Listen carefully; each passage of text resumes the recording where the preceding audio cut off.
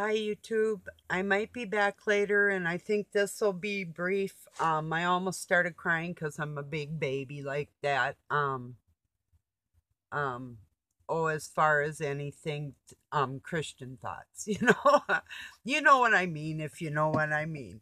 So anyway, um, I just wanted to touch on a couple things. A saying that for mind over matter.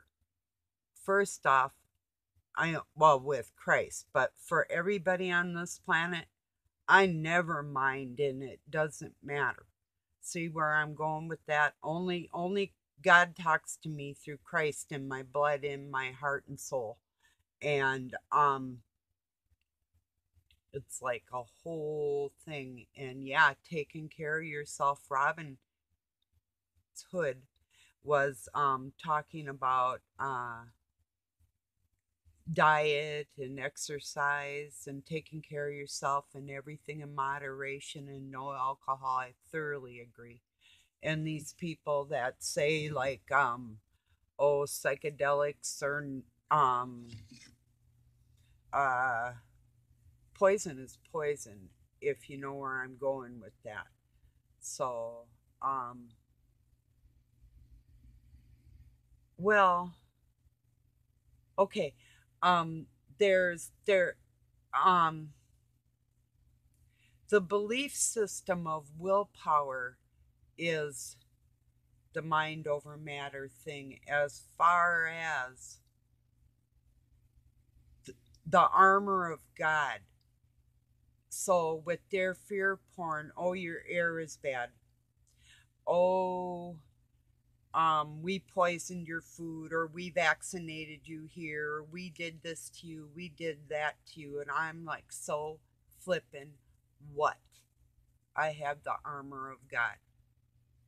So do what you want to do. I don't care.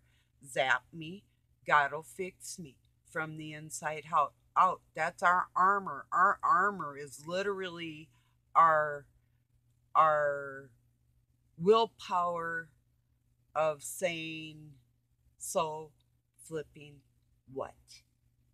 And then going to the animal thing and their third eyes again and their digestive systems.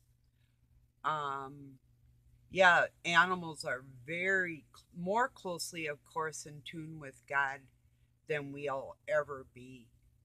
That's a major part of God is the life on this planet. Another thing they want to kill because spiritually there are communicators also. So, I mean, yeah, it's not just us they're trying to control, they're trying to control the whole world, um, in every aspect. Think of anything, right down to a child's game, right down to what you drive and the comfort limitations in a vehicle that great minds design. There's even right down to the tranny or the torque or the feel of the machine could be just something else. If you get my meaning, like the seat, it's like better in one than another or something, but something is always off in everything.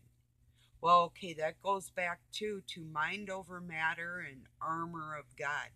And every time you have a stumbling block, you do get up stronger. There's something about it.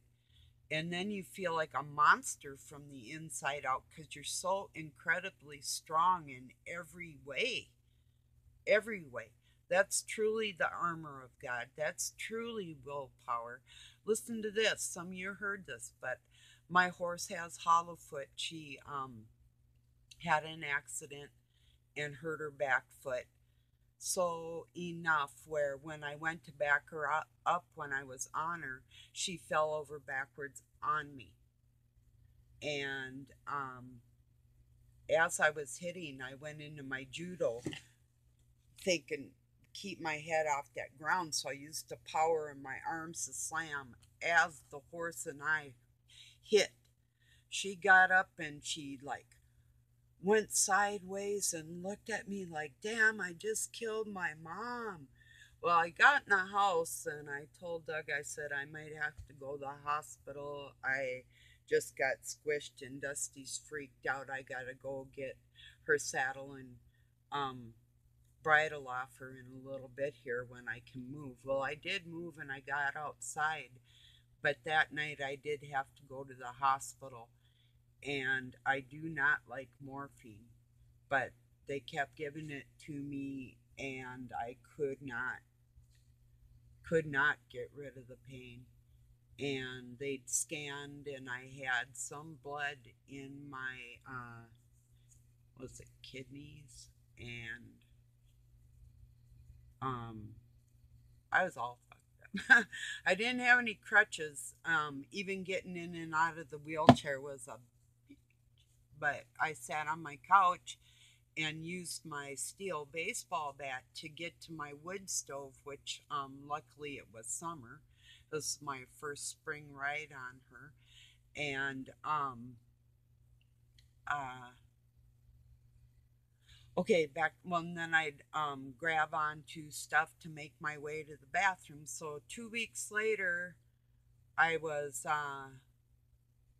trying to stretch my foot on the counter, my leg, and then I'd go backwards and then twist it up and bend and different things, get my getting in shape again.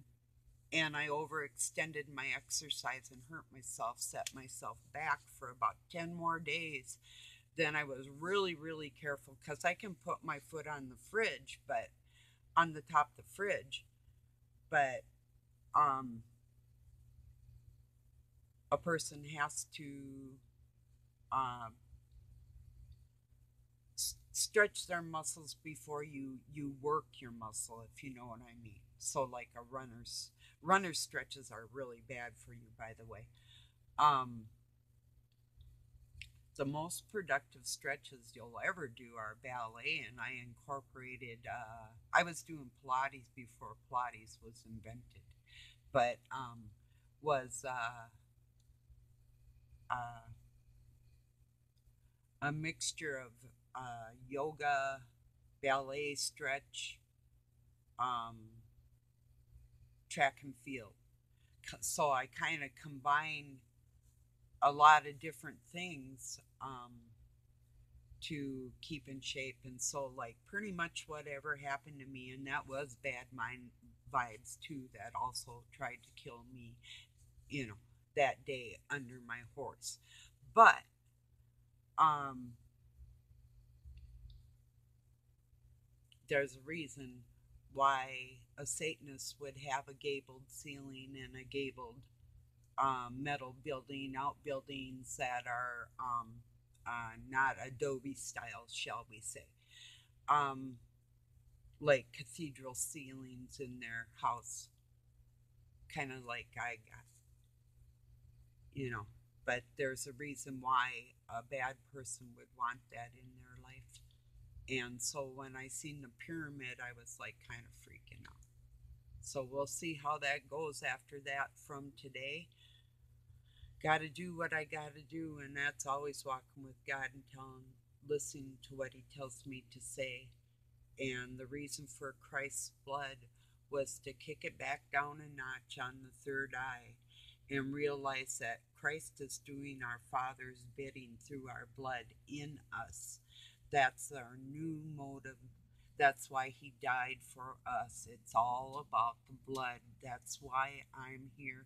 Look at my channel title, my description: blood. Not Satanist. I'm talking Christ blood in us is what it's all about. This is the new mode of communication. This is how He shuts down evil if they don't participate in becoming clean. You see? That's how He gets inside our hearts when we have a broken heart and just reaches in and, like Taekwondo, grab that and pull it out. Feels like He does, and holds it in His hand. Your beating heart. or he'll grab it and squish and squish and squish until you freaking behave. This is our blood in our heart with electricity. That is the rod in the cell of our blood. There's two cells in a rod specifically, and that rod is God's rod, the rod of iron, electricity rod, the the sword in the blood to kill the evil within us. Literally, Christ's blood of goodness in our cells, like a trinity. So, that is why to carry even bad blood, everybody's generation within ourself worldwide, they thought they could control us. But also, on the same token, how'd you Masons like that? Yeah, wasn't that sweet? So, okay, anyway, on the same token, on the same level playing field, um, Christ will always win, because although it's a level playing field and the capabilities of a person's mind, everybody's is identical, the hearts aren't. It's all about the hearts. Not killing the heart with the little symbol of being printed on paper and like throwing it away a gazillion times like they think, or shutting it down. No, witchcraft doesn't work. I'm talking about the actual cells and the rod in that blood that is full of electricity that controls every human being. That's where Christ has the upper hand. And without him, we don't ascend. That's how we ascend. Although I do know there is a physical place where God resides, and that is where I'm going when my essence here is through. And I can't wait for that. So I actually know this. So,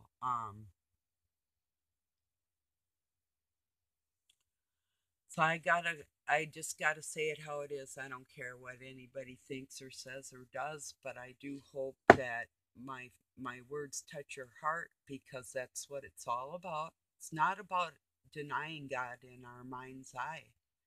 The eye of Horus is another name for Satan's son, the sun. It's all about sun worship. The new generation of bringing their father about like Christ did.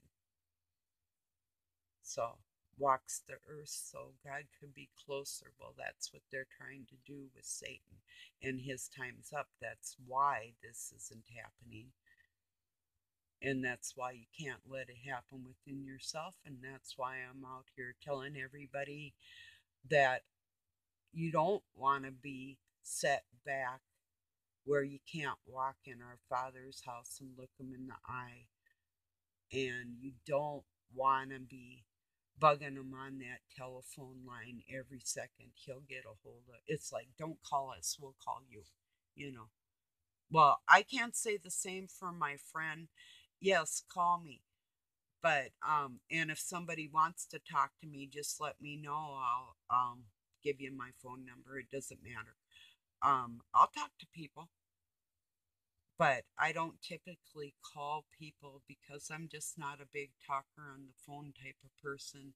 Even visiting, I'd rather people just pop in, or whatever. If I have to make plans and do something, and if I'm busy, either hang with me or not, I don't care.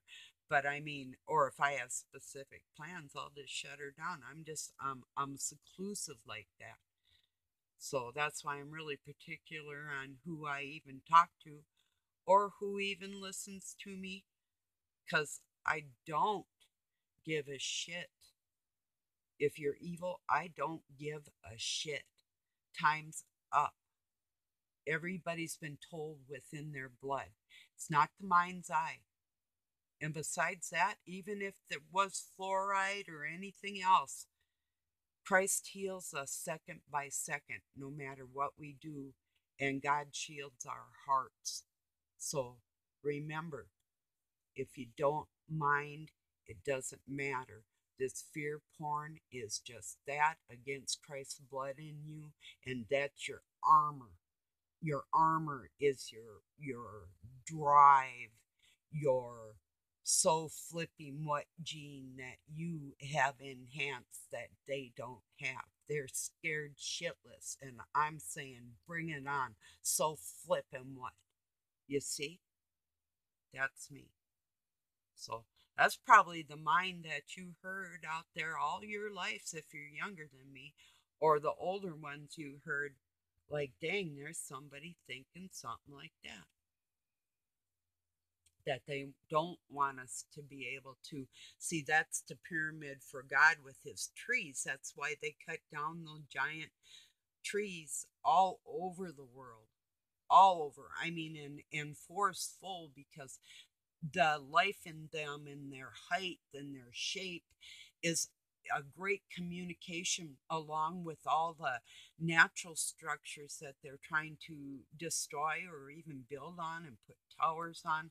It's all a big game to them of control while they take away their very existence. And that goes to another thing too, that it's Dr. Heal Thyself. You feel within yourself if you're walking close because you're silent, because you actually are good in your heart. You're not just trying, you're doing it. So even if it's a feeling of shamefulness, it actually gives you a strength like, I nailed that, I accomplished that, I'm done with that. You see, I moved on. That's what you do. And then you know. But going back to the animals again, they can't heal themselves and they're always being fed crap. And although Christ does heal them, God takes them soon. There's very few animals that live long lives. And I think that most people don't deserve them. But that's my personal opinion. I'm sticking with it. And that's why my cat's gonna be, well, she's gonna be 19. Well, actually, she is 19. She's going to be 20 in September. And my horse will be 23 in the spring.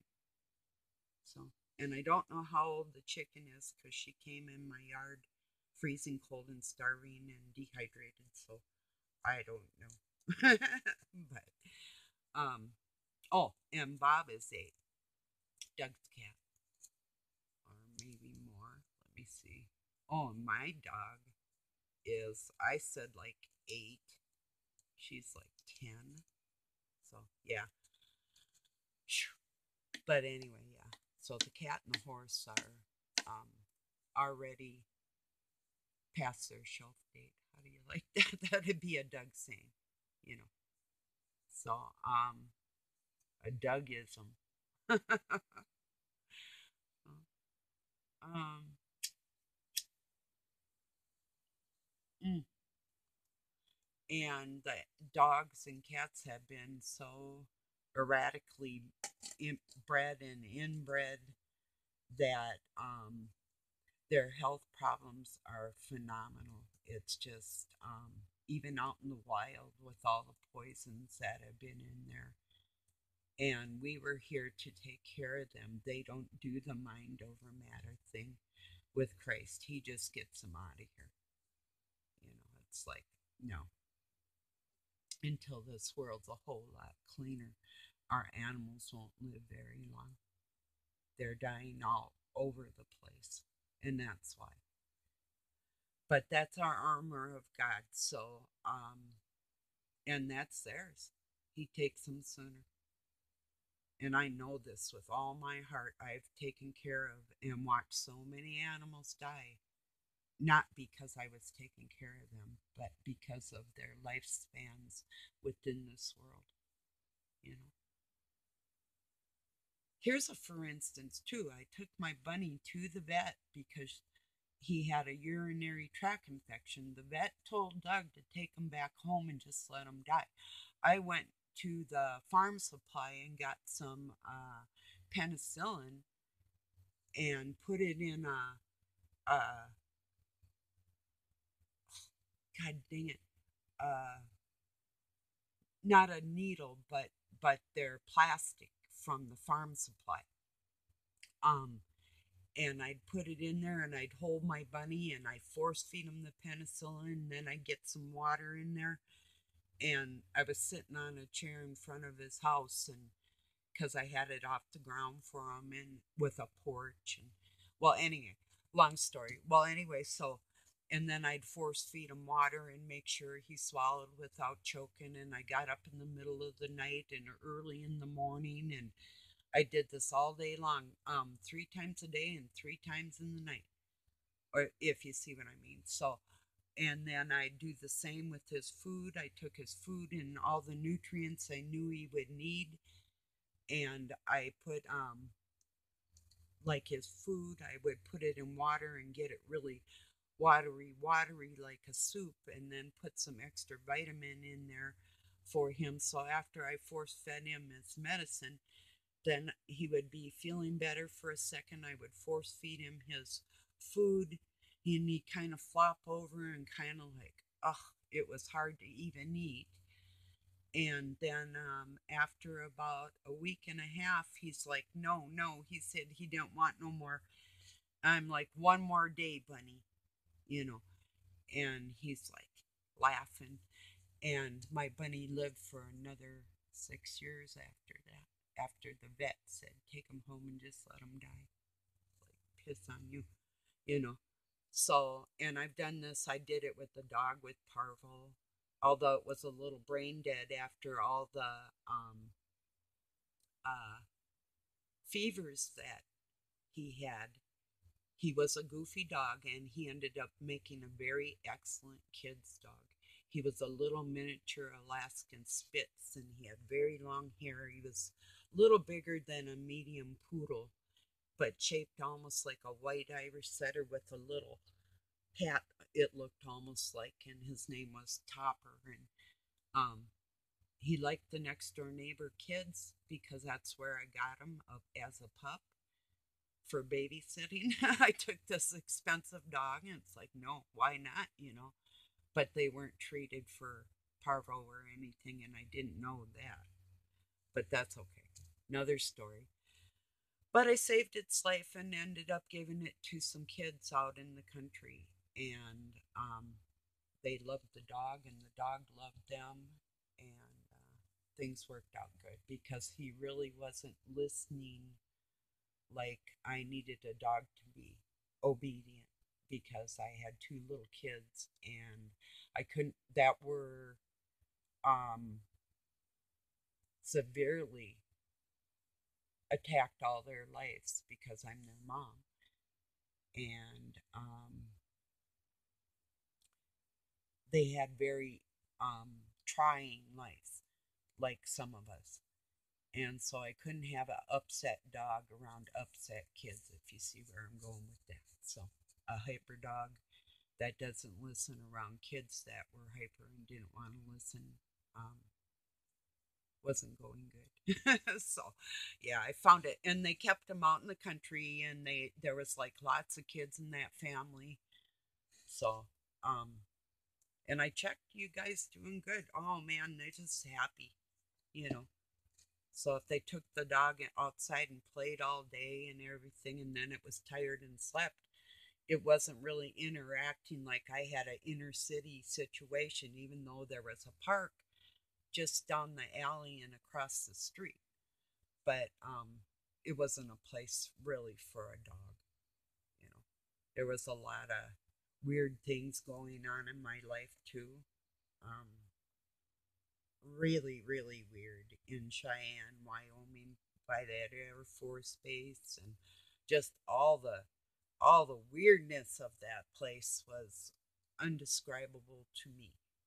The conjunction of evil in different places that I've been, like Phoenix in that valley with the um, red rocks all around and all the different things that they do wherever it is, Grand Canyon and whatnot. and monuments and oh, everything. It goes way deep. So, okay, everybody. Oh, and that dog's name was Topper because it looked like it had a little hat. It was the cutest dang thing. But I saved his life and many other animals because I just would not give up. So I'm kind of like that. Hope you noticed. Okay, everybody, I love you very much, and I might be back and I might not be. I'm just gonna. Oh, I got some things to do. I got just a little to do, and then I'm gonna kick back. So later, everybody. Thank you for being here, and the ones that are helping me. Oh, wait, really quick, I'll give you for instance. I can appear to be a little mean. You might have noticed that. And there's one of them, so flip 'em what's too, because if you deserve that shit, I'll give it to you with both guns. But uh, there's people that help me not be quite as mean as I am. So, and like Karen, Robin, Kim, um, JB, uh, definitely compassion and loyalty, and even Richard. But I mean, there's also with a few of them a bit of a irritation note, and then I have major respect for a lot that actually do just always take care with your words and with that respect because I'm like that too, and I really appreciate you for that. I appreciate your kindness and teaching me how to be a little more nicer, if that makes sense. So I love you, everybody. Thanks. If I didn't mention somebody that I love you and I maybe we don't talk a whole bunch or whatever, and I know you're here. Oh, thank you to a new sub makeup lady. I don't wear makeup, but I used to because I did some modeling. But hey, cool, you know. But I'm not gonna be over there. No offense. Don't take no offense on that, you know. So, peace, everybody. Peace and love from Pine City, Minnesota, USA. Should come and visit sometime. You'd love it. We'll barbecue. You know, seriously. So I'll take you out to dinner. Later, everybody.